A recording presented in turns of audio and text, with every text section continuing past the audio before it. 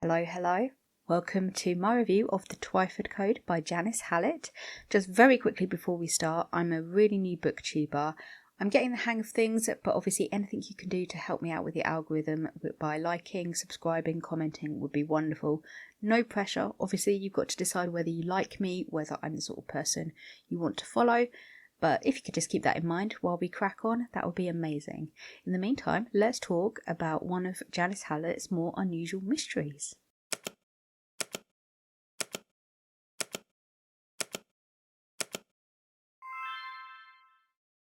So if you aren't familiar with Janice Hallett, she's a writer of modern murder mysteries, and they're told almost always in an epistolary style, which is letters, text, found media. It's very meta, it's very different, and there is almost no traditional prose.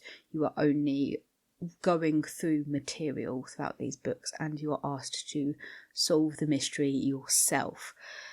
They're usually addressed at the beginning to a third party for review. So, for example, they may be sent to a lawyer and the lawyer is asked to give their opinions on the case, but you are basically standing in for that person. So the lawyer is meant to be you, and you are meant to be going through them and figuring it out yourself.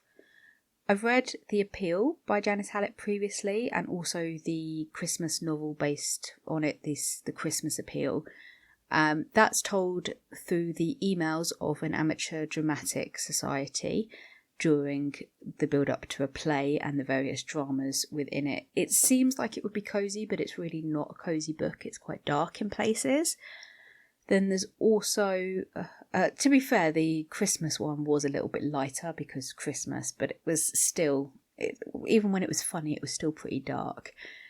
Then there was The Alperton Angels, which followed a journalist who was trying to investigate the events that happened within a cult some years before. I like them all so far. I really like The Appeal. The Alperton Angels I thought was a little bit far-fetched in places, but I just couldn't suspend my disbelief quite enough, and the main character was quite unpleasant. But that was just that one book. So I was still very excited to pick up more, and I was really excited to read the Twyford Code. Mainly because I love stories that are told via email or text or some other method other than prose. Partly because it's just a really interesting, fun style, but also it satisfies my deep nosiness. I love finding out what's going on behind the scenes and seeing all these people's private messages. Would never do it in real life, obviously, but in fiction, oh yes, sign me up. So the Twyford Code follows an older man, Smithy, who has just been released from prison.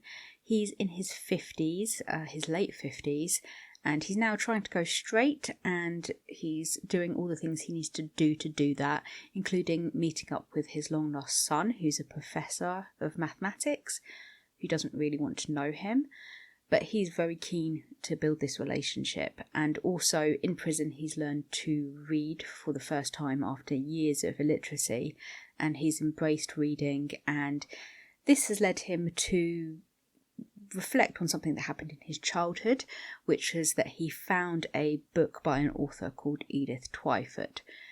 His teacher then read it to them, to the group of children who struggled with reading, and the teacher then became obsessed with the author of this book, who she believed had left secret codes hidden throughout the book, and she took them on an unofficial field trip to the author's home, whereupon she disappeared, and none of the group that went can fully recall what happened.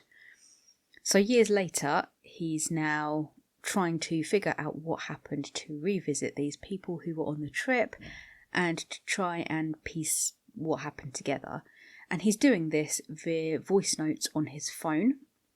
He's able to read, but he still struggles to write, so he is using the phone his son gave him and recording into it.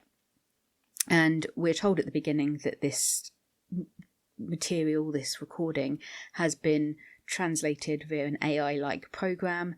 So you are meant to be reviewing the transcribed material including the mistakes that the transcribing system has made. So for things like where he would have said must have, it's always translated to mustard, and these mistakes are part of it and part of the mystery itself. Now I'm going to say I really like this book. I gave it 4.5 stars. I think it could have been a 5 with a little bit more, but we'll get into my issues with the book, which aren't very many. However, you can't give a review without digging into every aspect. So here we are. I think if you like mysteries that are told in an unusual way, you'll like Janice Hallett if you've not read Janice Hallett already. And I think you will like this if you like stories told via messages and texts and in unusual ways. But yeah, the issues that the book has are minor and personal to me, perhaps. We'll get into it. But first, let's talk about what's really good. So I think this book plays with nostalgia in a really fun way. The author who is meant to have created this code is called Edith Twyford, the Twyford Code. She is a very clear stand-in for Enid Blyton. Enid Blyton, Edith Twyford. You get it. You'll probably know Enid Blyton from her work, probably more her work than her name these days. She wrote Noddy, The Famous Five, The Secret Seven, Tales of the Faraway Tree. Yeah, she was a really prolific author of the 50s, 60s, I think. I don't think she went as far as the 70s. But in real life, she was really unpleasant. She was a very nasty person.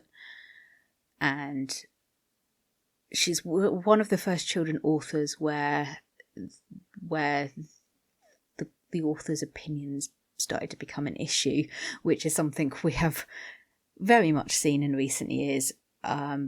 But she was very much the first to have this problem come to light. She was incredibly anti-Semitic. She had some very unconventional sexual behaviours and affairs. She had very strong black and white opinions, a lot of racist opinions, and these are all in her work because she sees her work and her stories as moral guidance for children. So there are certainly some problematic elements to her books. There are some really good elements. I read a lot of them myself. They are fairly twee, fairly sickly sweet, sentimental. They're not particularly complicated, so they probably don't even hold up as art in the way that, you could argue Roald Dahl holds up as art, even though he has some unpleasant opinions himself, but his books can be very much separate from him. Whereas with Enid Blyton, she is so present on every page of her books. Incidentally, if you did want to learn more about Enid Blyton, there is a movie starring Helena Bonham Carter called Enid. That is, I think it's on YouTube for free, so just search for it. It's really interesting, and it kind of digs into her parenting, how terrible she was, and her disingenuous public image. So this is all to say that you have to have that kind of understanding of what this is based on, I think, to really appreciate what this story does. And a lot of people my age and older have nostalgia for her because these were the books of our childhood. They were very, very popular. Certainly in the UK, they were very popular, and I think around the world. And I read mainly second-hand books when I was growing up. I got whatever was in the charity shop cheap, and my parents were prepared to buy for me in there. So a lot of those books were second-hand, older books. So even though I grew up in the 80s and these were released mainly in the 60s, they were the books I was reading. And also my parents were older parents, so the children in the stories were of their generation, so they were able to share their memories with me when they were reading them and so on. So I still feel a connection to them, even though I don't have a lot of fondness. I have the fondness of the memories of reading them. I don't have the fondness for the stories so much. And this book plays with that feeling of taking what seems like an ordinary children's book that you may have fond memories of, and then as an adult unpacking all of the dark things that lie beneath the surface. That's something I've had to do looking back on my own relationship with Enid Blyton books. I rebought The Naughtiest Girl in School, which is a series she wrote, and I loved it as a kid. I really, really did. And I rebought it as an adult, and I was just horrified that I'd ever really loved it. It wasn't one of the racist ones, although it's very white, obviously, but it wasn't unpleasant in that way. Just, it was such a priggish, mean view of the world and of morals and what was good and what was bad, and there was no nuance, and I just found it all very sad, really. So this book does that. It looks at someone who is actively going through this work and seeing it in a whole new light as an adult. And these books that are being looked at, they're basically the Secret Seven stories. I honestly can't remember the difference between the Secret Seven and the Famous Five. Like, other than that, there was this Famous Five had a dog, and there were more of the Secret Seven, and I think the Secret Seven had a clubhouse, maybe. But it was all, you know, catching smugglers and whatnot. So slowly the Twyford Code starts to reveal itself. There's all these potential possibilities. Was she connected to German spies? Was she a Nazi? Was she involved in some very secret military operation the British government was doing? Was she connected to Bletchley Park and the Enigma Code? Was she blackmailing the government and passing on that information to a third party via the books? It's all going on. And there's another nostalgia here as well, which is more surprising in that it very much plays with the nostalgia a lot of, certainly the British public have, for the 60s gangs in London. We're talking like the Krays, the Cockney gangs, the hard men of London, and you also see it in things like Peaky Blinders, although that's much earlier. And Smithy, the main character, was in one of these gangs as a young man. And in many ways, it's shown in its most glamorous light, a life of, you know, friendship and male bonding and shenanigans that ended up with him getting a lot of money, and the fact that his bosses were good blokes who looked after him, and all of this. And then, just as with the Twyford stories, that nostalgia slowly gets taken down as well. Smithy is manipulated by the gangs, and his difficult childhood and difficult circumstances are abused by them. And yes, he's given money, but he's very much trapped, and his friends aren't really his friends, they're using him. And he's still trying to escape that, even in his 50s. And I think I like the way that it takes this glamorous image of like the Krays in that world, and then gives you the reality of an old man who's got a very dim future, it seems, because of basically needing some sort of family around him, and it's quite sad. And I'm normally turned off by gang stories, but I found that really interesting, and it really weaved things together in a very fun and interesting way. And Smithy is really, really likeable. Like, he's someone you kind of root for, even though you know he's an unreliable narrator. He is the most unreliable of unreliable narrators, and yet there's a twinkle in his eye that you kind of just go, I'm here for you. I want you to get what you want. I want you to bond with your son. I want you to get over this trauma and understand what you've been through fully. And I just really liked him, and it's so hard to, as we get to the end of the book and the lies start to come out, and you're kind of like, no, don't let me down, don't let me down.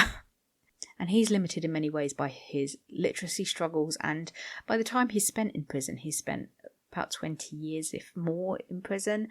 He's not very familiar with the modern world, he's lacks socialisation, he's got elements of substance abuse, not particularly, it doesn't go too deeply into it, but it's there.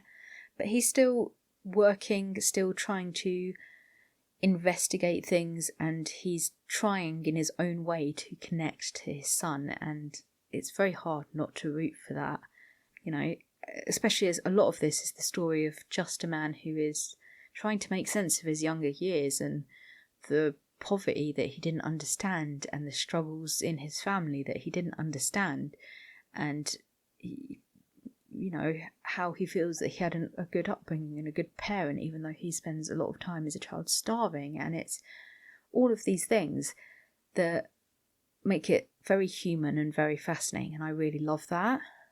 I would say my biggest problem with this book, and with all of Janice Hallett, if we're quite honest, I don't like feeling like I'm being purposely tricked, which is, I know it's a mystery. I know that I'm going to be misdirected, and the author isn't always going to play entirely fair. That makes sense to me. But I expect the author to kind of play within the rules to a certain extent. And Janice Hallett does. The Detection Club, which is the club Agatha Christie was part of, has very strict rules about what you are and aren't allowed to do as a detective writer, mystery writer. There are, everyone, it's not like the law, they can break them. Agatha Christie broke several of the rules, but you have to know what you're doing to do that. However, I always find Janice Hallett steps a little bit too close to the edge. She never lets you forget that she's tricking you.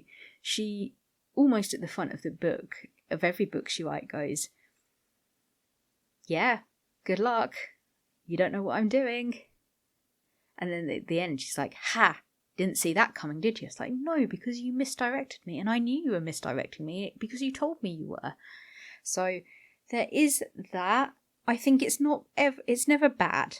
Like, I always am satisfied with the mystery, but it just feels like it's cheapened because it's a smug feeling, and there's always that sense that she's in the background of every scene in the book, going, I'm doing something and you don't know what.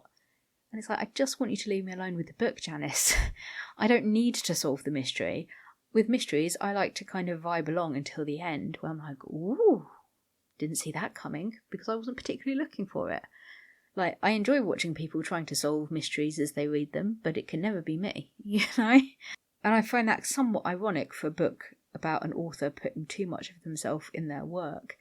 Like, I want Janice to back off a bit. It's a mystery novel, it's not my homework, And it kind of cheapens the solution of the puzzles because it doesn't feel natural. It feels that it's being pieced together by a detective you haven't experienced the mystery with. Like with Poirot, with Sherlock Holmes, with any mystery novel, there is a person who is investigating, and you are kind of with them on that journey, and you are mostly seeing what they see, and they are smarter than you, and therefore coming to the solutions in a way that you can't, or in an interesting way, or whatever.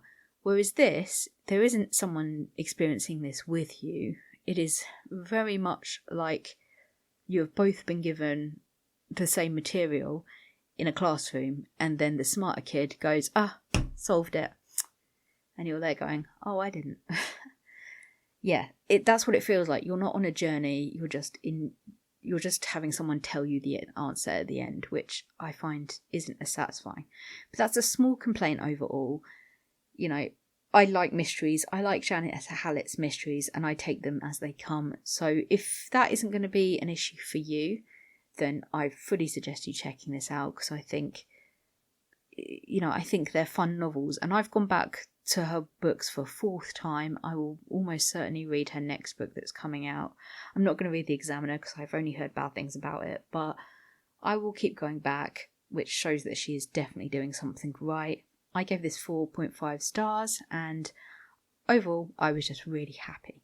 And yeah, finally, as I said at the beginning, I'm still a really brand new booktuber. I'm learning as I go. I'm making videos as best I can. I'm really enjoying doing it, but what I really want is someone to talk to. I want to meet people doing this. This was my whole goal. So if you like anything I've said, you enjoy the way I look at books, the thoughts I have, please let me know in the comments. Subscribe, like, whatever, just anything you can do will help me out, because all I'm doing this for is to meet people, to talk to people, and that's what I'm here for. So if you can do that, that's great. If not, have a truly wonderful day, and we'll talk again soon.